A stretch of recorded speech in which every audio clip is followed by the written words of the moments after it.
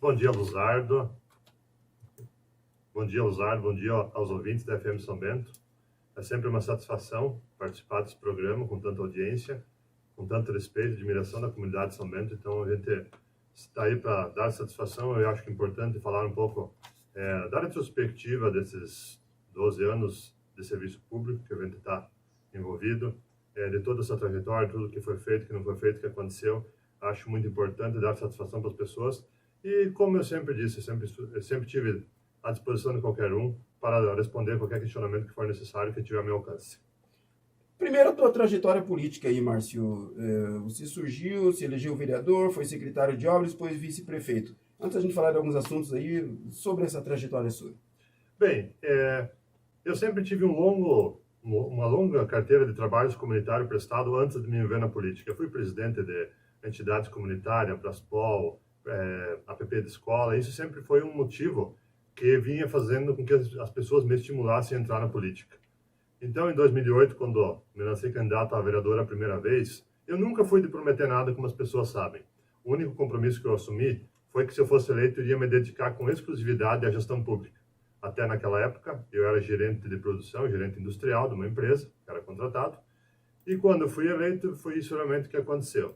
Eu acabei sendo convidado para ser secretário de obras. Antes de eu aceitar o convite, consultei todas as lideranças que tinham me apoiado, se elas concordavam com isso, e elas me apoiaram. Aí eu procurei me especializar nisso, fazendo faculdade de gestão pública, pós-graduação no curso de administração pública e gerência de cidades. Tanto é que a minha reeleição, que foi em 2012, praticamente foi o triplo dos votos que eu peguei na primeira eleição. Então, consequentemente, as pessoas aprovaram o trabalho que foi feito. Depois veio a próxima eleição. E daí aconteceu todo o trabalho que a gente faz. Só que um fator importante também, que é importante lembrar, por um bom tempo no início dessa gestão, a quantidade de funções que eu respondia dentro da prefeitura, lembrando que eu só recebia o salário de vice-prefeito na época, mas eu respondia pela Secretaria de Obras, pela Secretaria de Agricultura, por mais umas 5 funções dentro da prefeitura, que por muitos meses qualquer pessoa pode abrir o portal de transparência da prefeitura, naquela época, que esses cargos ficaram vagos para quê? Gerar economia para o município.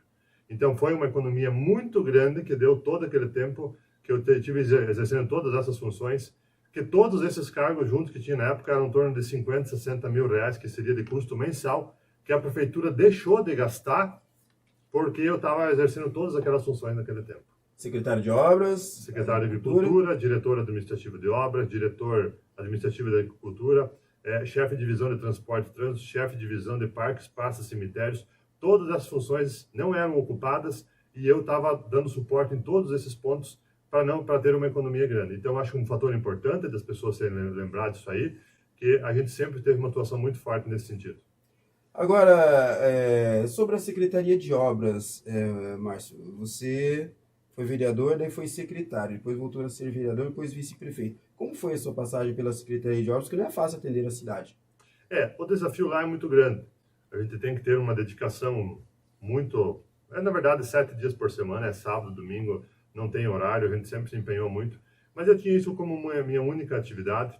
Eu também agradeço muito toda a equipe de trabalho que sempre trabalhou comigo, e nos mais diversos setores, sempre foram muito companheiros comigo, então eles sempre me deram muito suporte, a gente sempre se amparou, mas eu também procurei muito, como eu falei, me especializar nisso, porque o tempo que eu era secretário, eu fazia faculdade de gestão pública, então você vai conseguindo levar os teus problemas do teu dia a dia para a tua aula, ou o que você aprende na aula, você aplica no teu dia a dia, no teu trabalho, e isso me deu uma segurança maior. Eu me sentia, porque realmente é muita burocracia, é muita papelada, é muita coisa que você tem que ter cuidado, e mesmo assim podem haver questionamentos.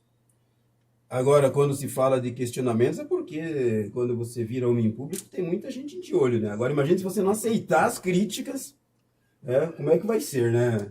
Eu até falei para outros meios de comunicação que, em muito sentido, as críticas dos meios de comunicação, elas ajudam o gestor, seja um prefeito, um secretário, porque o funcionário, o chefe daquele setor, ou a equipe, mas, claro, tem que ser uma equipe, uma crítica educada, uma crítica que realmente tenha consistência. Ela ajuda a dar suporte para as pessoas verem realmente que aquilo ali precisa ser melhorado. Então, às vezes, até acaba evitando atritos internos quando a imprensa menciona algum fato que precisa ser melhorado. Então, eu sempre tive eu fui muito aberto para isso. sempre aceitei, e quando foi possível a gente deu a resposta, quando não deu, fiquei no meu canto, mas eu nunca fui de levar esse pro lado pessoal de jeito nenhum, porque realmente, quem está na chuva é para se molhar. Muito bem, nesse se molhar, você também saiu na chuva agora na campanha eleitoral. Você pode dizer, ah, eu fiquei em casa, fiquei na minha, mas eu sei que você fez campanha também. Sei que você aí ajudou algumas pessoas a se encaminharem para alguns partidos. Você também queria ser candidato a vereador. Primeiro, eu quero que você faça uma análise assim do sistema político e das eleições que nós tivemos agora. O que acontece é o seguinte, eu vejo que no cenário político, falando em questão de eleições, acontece o seguinte, quem está dentro do governo, ele tem uma missão de trabalhar pela comunidade em questão de serviços, ações e obras. Isso é a obrigação de toda a equipe de trabalho. E muitas vezes não dá para querer se escorar nisso, para querer projetar uma eleição, porque foi feito isso, foi feito isso, foi feito aquilo. É importante lembrar, mas o que mais as pessoas esperam é uma expectativa de projetos futuros. E eu sempre vejo assim que a campanha, ela tem que ser feita, na minha opinião, sempre muito, muito, muito mais com o coração e muito, muito menos com o fígado. Porque eu acho que essa questão, às vezes, de ataque, de desgastes, eu vejo assim, que na campanha o eleitor não aprova isso. Porque o eleitor, ele sente assim, eu tenho direito, eu sou eleitor, eu vou avaliar se o fulano A, B ou C tem perfil, não. Se eu quiser criticar como eleitor, eu critico, senão eu não critico. O que eles não toleram é quando a classe política começa a se atacar e querer usar, não, eu digo ataque sem fundamento, porque cobrança de promessas, cobranças de atos mal feitos, isso sim, isso é uma coisa que é sadio, mas também vocês têm que ter bagagem para, olha, tem um outro caminho que pode ser feito aquilo ali. Então eu vejo que aconteceu muito isso. Tanto é que, claro, nós também não podemos esquecer que nós estamos passando por um momento que o mundo todo nunca estava preparado, que vem essa questão da pandemia. Então, essa pandemia, ela trouxe muito sofrimento para muita gente, ela trouxe muita insegurança nos mais diversos sentidos, e muitas pessoas também, elas não estavam muito interessadas em querer saber na questão política. Os candidatos tiveram dificuldade para poder se apresentar para o eleitorado, não sabia se visitavam ou não. Como você falou, eu visitei muita gente, sim, conversei com muita gente, tomando as precauções necessárias. Por outro lado, o eleitor estava carente de esperar também a visita de muitas pessoas. Só que o que os eleitores ficam chateados? Quando tem aqueles políticos que só aparecem em tempo de eleição. Eu, graças a Deus, tenho milhares de casos que eu sempre tive um contato. Então, eu nunca fui a primeira vez na casa dessas pessoas. Essas portas sempre estiveram abertas para mim, e mesmo depois de todas essas turbulências que aconteceram, continuou no mesmo sentido. Já para esses novos candidatos, eles tiveram essa dificuldade. E o eleitorado também, na verdade, estava meio intimidado. Os candidatos não sabiam mesmo como se portar, tanto é que houve uma abstenção maior, muito mais votos perdidos que aconteceu nessa eleição.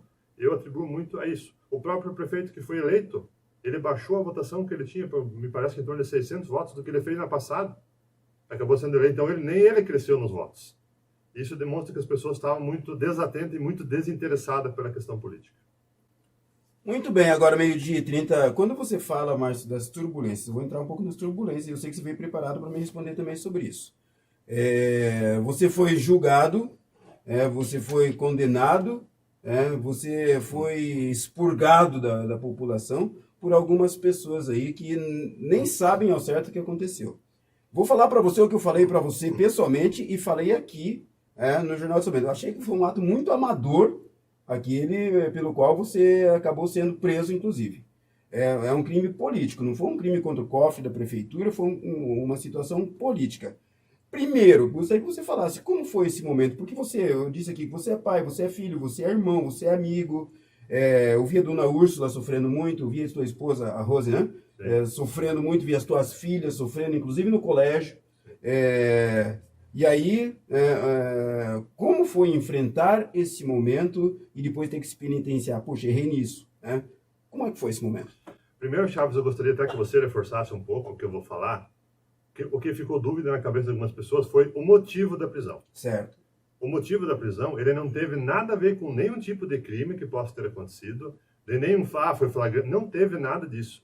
O motivo foi porque a justiça interpretou, porque um dos depoimentos das pessoas que fizeram lá, que foi interpretado como suposta coação de testemunha. O que quer dizer isso? Que eu poderia atrapalhar o andamento do processo. Então, enquanto os testemunhas não fizessem o depoimento delas, esse foi o objetivo da prisão. Para isso ficar bem claro. Não teve nada de coisa que pudesse comprovar de outra forma. A situação do episódio em si.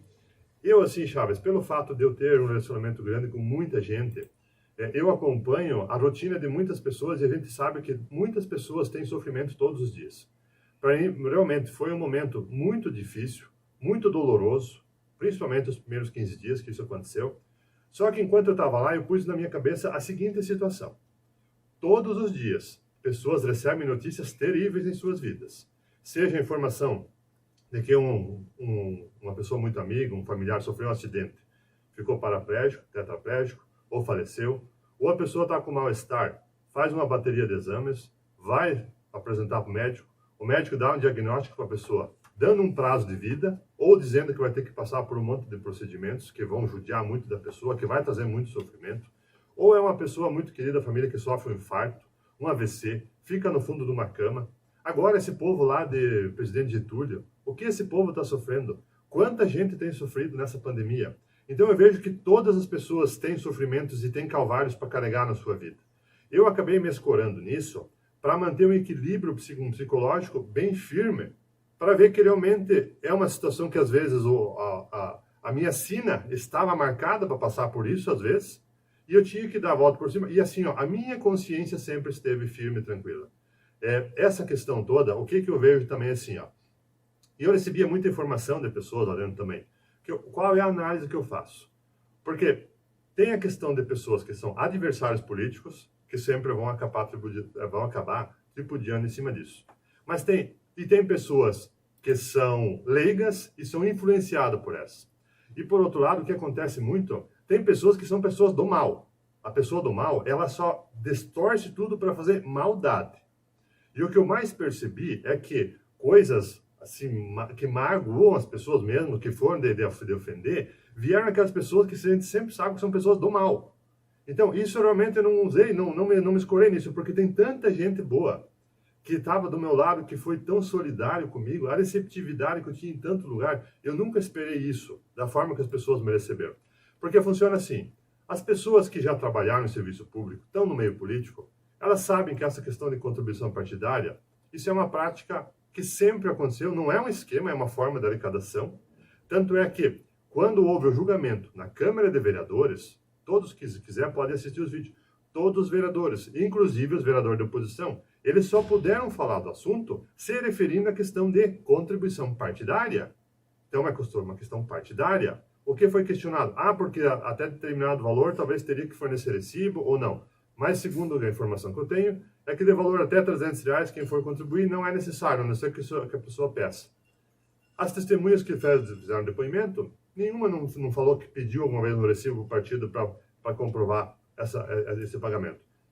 Então, isso tudo foi se esclarecendo. E quem é do ramo, isso, na verdade, pessoas de diversos partidos acabaram esclarecendo para muitos outros eleitores esse sistema. Claro, eu vejo que talvez fui ingênuo porque talvez não deveria ser eu ter essa função na Secretaria de Obras, poderia ter outra pessoa que cuidasse disso. Entendo, talvez. Mas, agora, o que eu mais vejo é isso. As pessoas maldosas, que são as que fazem realmente as coisas que machucam.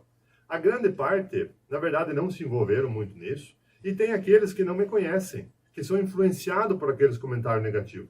Eu não posso ficar chateado com aquelas pessoas, porque elas não conhecem a minha história, elas não conhecem como é que funciona a questão dentro dos partidos.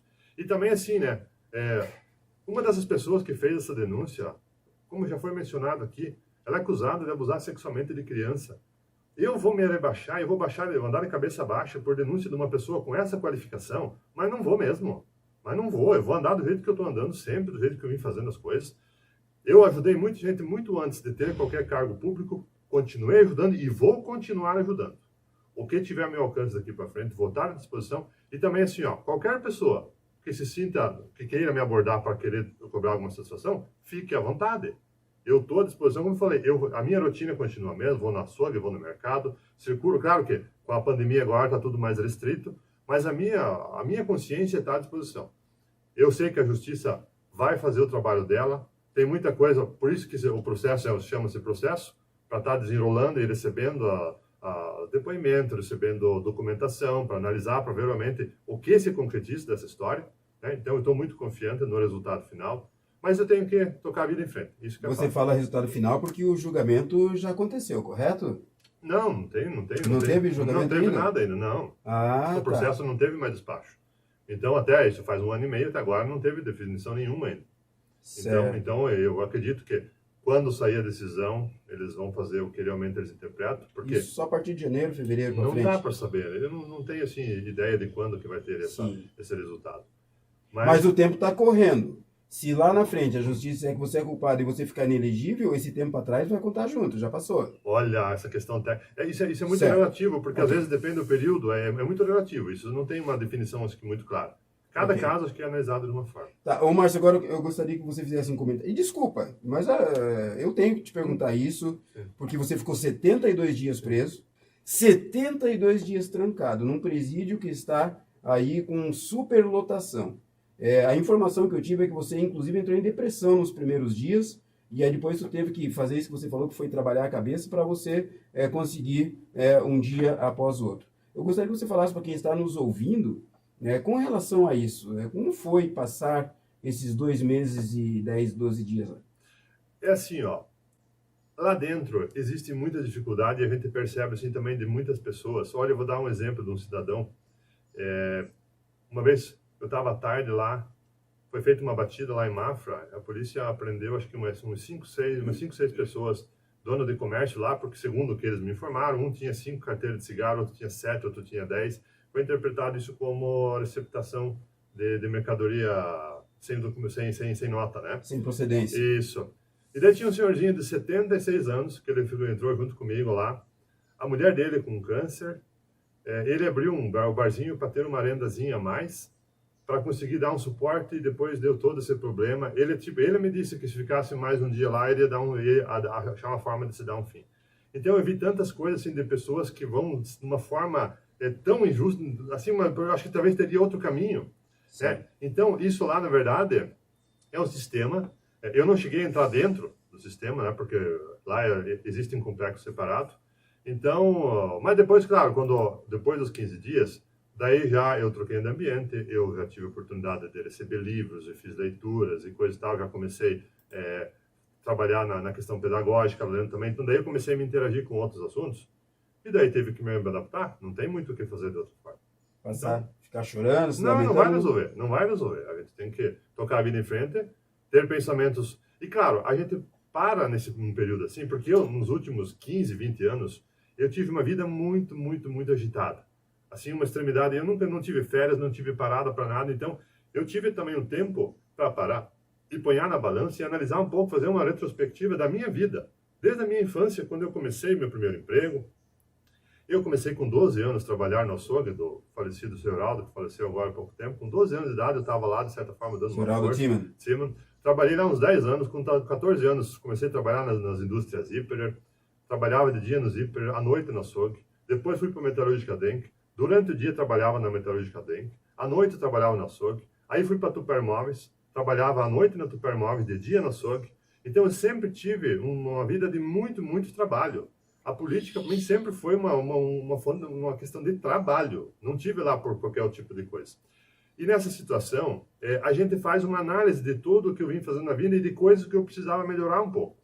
Na questão do meu afeto com a minha família, eu via que eu deixei a desejar, precisei analisar realmente a coisa melhor, porque aconteceu isso, foram as pessoas mais próximas que puderam me acompanhar, que puderam estar próximo de mim. Agora eu vou te dizer o seguinte também. Então, fechando esses 12 anos da gestão pública, eu vou te dizer o seguinte, eu não me arrependo de nada do trabalho que eu fiz pela comunidade, porque às vezes tinha pessoas que me diziam, mas Márcio, você trabalha sábado, domingo, no dia do Natal, as pessoas não reconhecem, as pessoas dizem, ó, eu não concordo com isso. Eu digo que grande parte das pessoas reconhecem, elas sabem do empenho que eu tenho, elas não saem gritando às 4 vendo, ó, Márcio, eu sei que você está fazendo. Não, elas sabem, mas se você não precisam ficar divulgando um monte de gente, mas elas acompanham. Então eu sou muito, muito grato a todas as pessoas da região que sempre me acompanharam e realmente valorizaram. E mesmo nesse momento dessa turbulência, a gente viu assim a reciprocidade. Assim, eu olhava nos olhos das pessoas, eu sentia assim aquele carinho, aquela comoção de estar do meu lado, de estar comigo, de ver o Márcio ser humano, como você falou, pai de família, irmão, tenho mãe, tudo isso. Então, eu fui muito aconchegado por muita gente.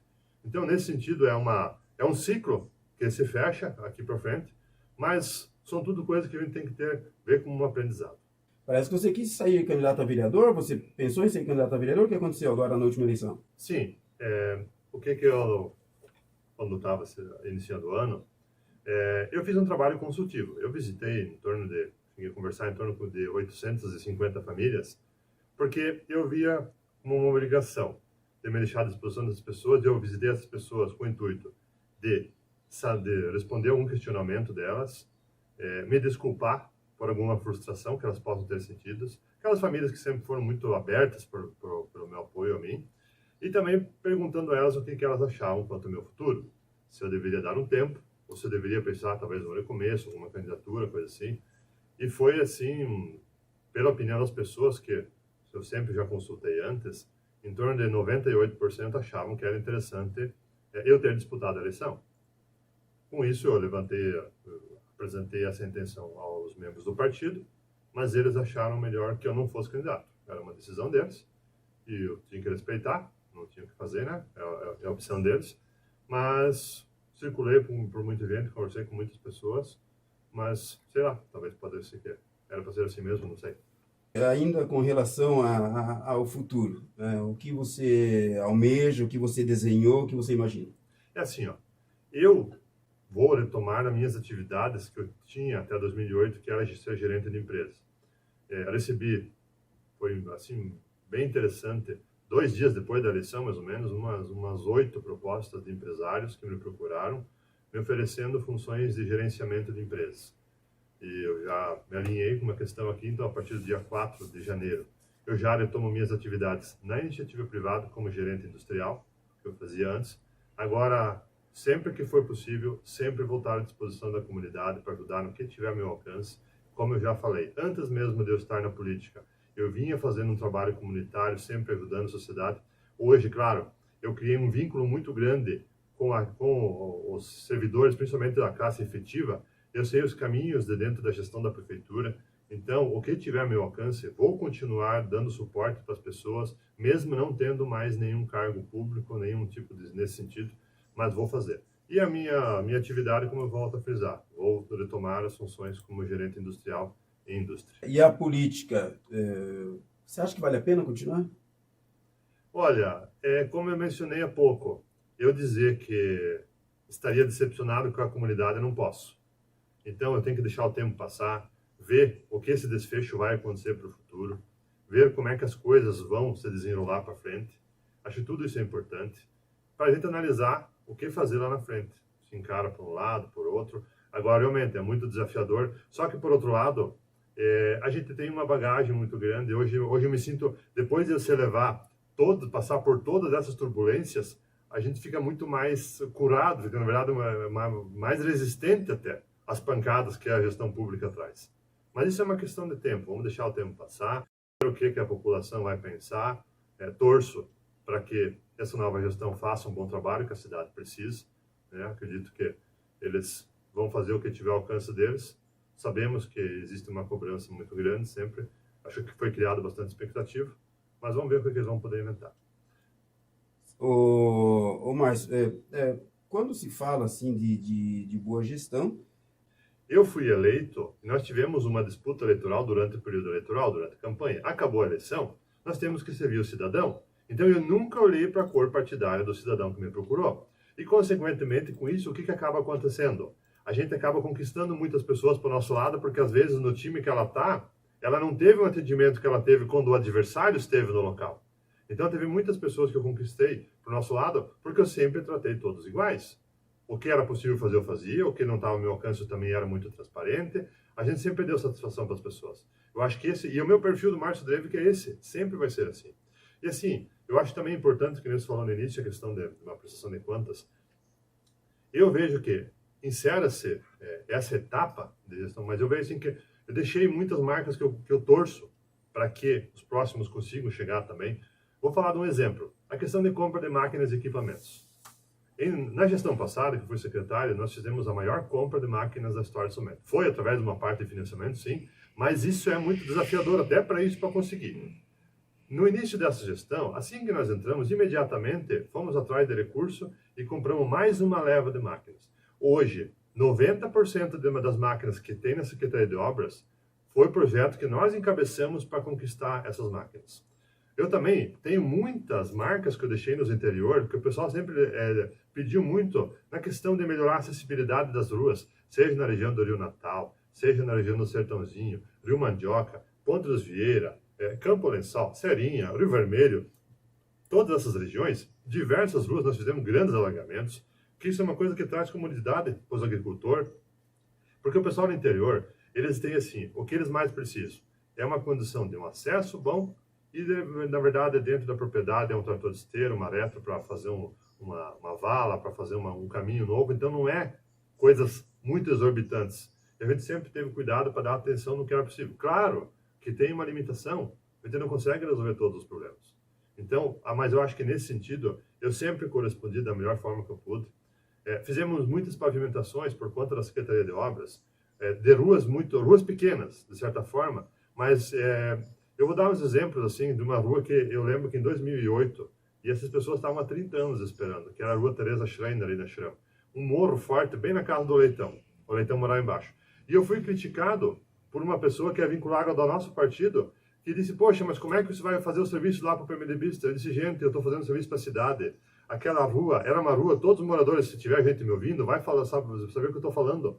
Ela dava muita manutenção. Às vezes eu estava com o equipamento lá no Mato Preto. Tinha que trazer aqui para Chão, trazer patrola, trazer o rolo, para arrumar a rua Teresa Schreiner. E daí a pessoa me cobrou por isso. Pois é, Marlon, eu disse, mas eu vou fazer sim, eu vou atender sempre. Outra rua que era um terror. Os moradores sabem, se tem alguém que está me ouvindo também, a rua João Duffic, lá no Bairro Negro, mas era um terror. A rua Miguel Schwender, ali que é mais conhecido no 1º de agosto, muitas ruas que a gente deu uma força, fez muita força, mas foram centenas de ruas que foi pavimentado, seja com recursos de financiamento. Outra coisa, compromissos de campanha. Nós distribuímos cartas de compromisso assinada por mim e pelo prefeito na campanha. Todas foram cumpridas, com exceção de uma que não foi possível fazer toda a extensão, mas ela recebeu 1 quilômetro de pavimentação. Então, acho que isso tudo a gente pensou bem no que era possível. Eram ruas bastante estratégicas de movimento. E eu vejo que também essas ruas que nós fizemos, elas vão facilitar muito para o próximo gestor da Secretaria de Obras não precisar ficar fazendo patrulhamento nessas ruas. Porque eram ruas que tinham muito movimento e a gente conseguiu resolver. Então, daqui para frente, é uma coisa que alivia bastante. E na questão assim de drenagem também, a gente fez muitos trabalhos em vários pontos da cidade e sempre demos suporte no que estava ao nosso alcance. Ele falou que da rua Frida Weber também. Frida Weber? Aham. A Frida Weber. Tiveram problema há 20 anos, né? Isso, a Frida Weber também é uma rua, mas ali foi uma rua pavimentada em parceria com o morador. Mas a José Pris e Ricardo Hahnemann, que é ali embaixo, onde é que liga o Rancho do Mendonça até o Bairro Cruzeiro, isso foi assinado uma carta de compromisso na campanha e foi honrado. E como várias outras, a rua Cecilda Romão, ali na Centenário, a rua Lages, no bairro Brasília, são inúmeras, são muitas. O pessoal da Vila Eikendorf também está dizendo aqui, quando precisaram você teve lá. É uma pessoa que não disse nome, mas que nem é do mesmo partido que você. O Fernando de Carvalho aqui. Sim, o Fernando é um grande parceiro, ele inclusive foi candidato a vereador, mas ele sabe que todas as vezes que ele me chamou lá na sede da associação, ele sempre foi muito envolvido lá, a gente sempre correspondeu da melhor forma possível. Então, graças a Deus, esse reconhecimento é uma coisa que, claro, mantém a chama acesa do interesse político para o futuro. Mas temos que esperar passar tudo que tiver que passar à frente para a gente ver. Essas decisões. Tudo que mas sabe que mesmo que essa decisão seja a teu favor, vai ter aqueles, né? Existirão aqueles, como você disse aqui, que vão conspirar contra você. Claro mesmo. Que sim, mas isso existe desde antes de Jesus ter nascido. Já existem pessoas que têm esse hábito de ser as pessoas da maldade, as pessoas do mal. Mas a gente tem que acender um sinal de alerta mesmo quando você vê de pessoas de boa índole, pessoas que sempre têm uma posição sensata e elas têm uma atitude que, de certa forma, te intimida. Aí você tem que se preocupar. Mas quando elas vão junto com os maus. Isso, aí sim. Aí você tem que realmente. Aí quando chega esse ponto, dizer, não, daí não vale a pena. Quando chega uma situação dessa. Mas eu, por enquanto, não tenho percebido isso. O que eu tenho percebido é gente do mal, gente que tem. Mas isso também é uma quantidade muito pequena perto do cenário. Não vale a pena. Isso. Então, acho que isso são coisas que acabam estimulando a gente, né? Ô, Márcio, falta só 4 minutos aqui para mim encerrar o programa. Alguma coisa que você hoje, puxa, disso eu me arrependo. Do que você se arrepende? Eu não deveria ter sido candidato a deputado. Isso eu fui cobrado de muita, inclusive em todas as visitas que eu fiz, mas raramente as pessoas me cobraram pelo episódio que aconteceu, essa turbulência, mas pelo fato de eu ter sido candidato, as pessoas me cobraram. Quer dizer, Márcio, aquilo lá para mim, nem vou me perder até o sul. Agora, eu não gostei que você foi candidato a deputado. Por quê? Isso. Porque eles acharam que eu teria que seguir uma trajetória mais forte dentro do município. E eu, de certa forma, não tirei a razão delas. Porque, na verdade, não era meu objetivo, acabei sendo conduzido, não na forma bem como eu queria, nesse sentido, e as pessoas, na verdade, me cobraram sobre isso. Eu acho que foi um tempo que eu acabei, às vezes, me dedicando um pouco a isso, e as pessoas entendiam que eu teria que seguir a sequência. Então, candidato a primeiro vice, uma próxima candidato a prefeito, e assim por diante as pessoas. Ou de qualquer forma, se tivesse sido pelo menos candidato a deputado estadual. Mas depois foi uma turbulência lá dentro do partido também, que acabaram se revertendo a situação, Sim. então ficou meio forçado. Então isso foi uma coisa assim que eu percebi. E claro, e dentro da gestão, assim, coisas que a gente percebe, como eu falei, essa questão que eu acabei, digamos, sendo ingênuo, talvez não deveria ter cuidado desse sentido, estar envolvido com isso, mas são coisas que a vida nos ensina e a gente, o que não pode repetir, né? Certo. Tem que ter cuidado para que todas essas coisas que acontecem sejam como um aprendizado, né? Agora, quanto ao partido, você continua no Progressistas? Tem projeto de mudar? Porque houve muita divergência. Tem gente que ficou a teu favor, mas teve gente que virou as costas também. Sim, existiu. Isso eu senti assim, um pouco. Principalmente, isso é uma coisa que me deixou assim, um pouco chateado, de pessoas que foram beneficiadas pelo trabalho político que eu fui, pelas estratégias políticas que eu elaborei, e algumas dessas pessoas que acabaram me virando as costas. Só que, por outro lado, teve muitas e muitas pessoas que não teriam um compromisso tão firme comigo, que tiveram tão do meu lado. Então eu vi que uma coisa compensou a outra. Mas eu vi assim uma algumas pessoas ficando em cima do muro que representa a classe política, principalmente a liderança. Isso que eu percebi mais da linha. Então, eu até tinha conversado com algumas lideranças lá pelo mês de março, abril, que eu tinha várias propostas até para mudar de partido. Se eles achavam que de repente eu pudesse atrapalhar em alguma coisa, eu mudaria, mas eles não, porque você precisa ficar, porque a gente vai precisar do teu apoio, vai precisar de uma possível candidatura, só que depois acabou não acontecendo. Só que eu acho que isso é meio precoce para a gente falar ainda, a gente vai ter que ver o que vai acontecer. Hoje você continua? Hoje eu estou filiado, sim, continuo filiado no partido, não tenho nenhuma mudança de nada, mas o futuro Deus pertence, né? A gente não sabe como é que as coisas vão ficar. Ô, Márcio, a gente vai voltar a conversar numa outra hora, numa outra ocasião aí, mas hoje eu tinha que fazer também essas perguntas que eu fiz para você aí, porque realmente o povo precisava saber um pouco mais. Te agradeço e quando precisar a gente está sempre à disposição. E a Rádio São Bento, tu sabe, né? Você é uma das pessoas lá de Rio Vermelho que divulga bastante a Rádio São Bento. Quando precisar a gente está à disposição. Bom, Chaves, eu mais uma vez de coração quero agradecer a você, o Nilberto Vixe, a toda a equipe da Rádio São Bento pela ótima receptividade que sempre tiveram comigo. Eu quero agradecer a todos os cidadãos somentenses que sempre me apoiaram nessa minha trajetória. Eu disputei 3 eleições dentro do município, as 3 eu consegui ter êxito graças ao apoio da população. Eu quero pedir desculpa do fundo do coração para aquelas pessoas que, de alguma forma, se frustraram por alguma coisa, ou se às vezes a gente pode contornar alguma coisa, que eu peço que me desculpem. Quero também agradecer a toda a equipe da Prefeitura, a equipe de funcionários efetivos, que sempre nos deram suporte para fazer as conquistas que nós fizemos, foi graças a elas. Também quero desejar a você, Chaves, tua família, a equipe da Rádio São Bento, um feliz e abençoado Natal, um ano novo de muita prosperidade. Esperamos que essa turbulência dessa pandemia passe logo. Vamos ter cuidado, pessoal, porque eu me preocupei nas últimas 3 semanas, eu acho que a nossa região ficou mais abalada por isso ainda, mas que esse ano de 2021 venha com muita saúde, com muita prosperidade e que Deus ilumine o caminho de todos. Muito obrigado, um grande abraço a todos.